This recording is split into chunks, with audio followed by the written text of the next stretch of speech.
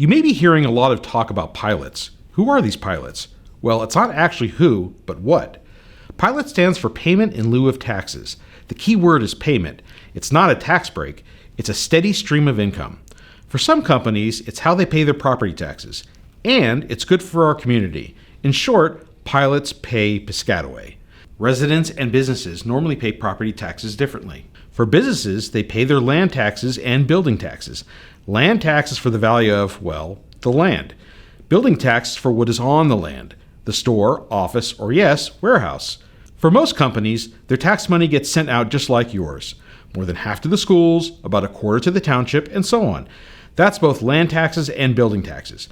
But a handful of companies in Piscataway have a pilot program. Land taxes still divide the same way. Again, more than half to our schools. For this year, the school board got over $827,000 in land taxes from pilots. Remember that number. It's going to come in handy. So why a pilot? Well, remember building taxes? It's not the value of the building itself. It's for what the company earns. If the company is doing well, it pays a lot. If it's struggling, then it doesn't. We all know the economy goes up and down. So, in a handful of cases, the township set up a pilot. The company is bound to a certain amount of building tax each year for many years.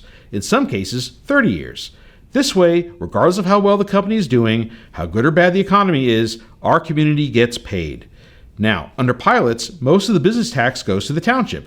Why is that important? Well, it helps us plan for big projects. For example, pilots are paying down the bill from the community center, and we'll use pilot money to pay for the ecological park, a $44 million project. These long-range projects need long-range thinking. That's why we have pilots.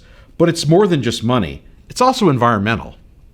Some of the warehouses are on land that needed cleaning. Remember the old Dow chemical site? It's that privately owned, producing little in taxes and tainted. Under a pilot program, the developer cleaned it all up. That means no contaminants. These companies also bring in good paying jobs for hardworking residents. And they don't add a burden to our schools. Ever seen a school bus stop at a warehouse? Nope.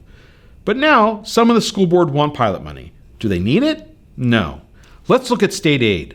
Last year, the school district got over $26 million from Trenton. That's a raise of more than $4.8 million. How about this year? Well, there was a cut in state aid of nearly $800,000. But wait, remember the land taxes from pilots for the school board? That is just over $800,000. Plus, the school board is still getting $4 million more in state aid than it did 2 years ago. It has plenty from the state, land taxes from the pilots, and more money from all of the other new businesses in Piscataway. And of course, it also has property tax money from all of you. So what did the school board do this year? Well, they voted unanimously for a nearly $400 tax hike on the average household. At the same time, they put around $1 million in its capital reserve. That means they hold around $36.5 million in savings. And remember, the school district budget is more than double the municipal budget. So the question isn't, does a school district need pilot money? The question is, what is the school board doing with all the money it has? And why?